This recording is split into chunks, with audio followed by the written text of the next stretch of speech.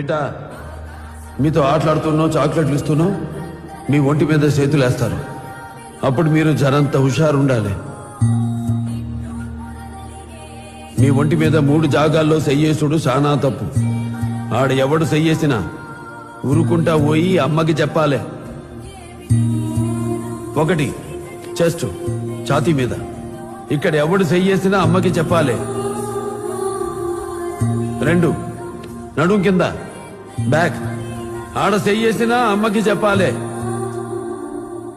3 between the legs, 2 కాళ్ల మధ్య, ఆడ సెయ్యేసుడు చాలా పెద్ద తప్పు బిడ్డ.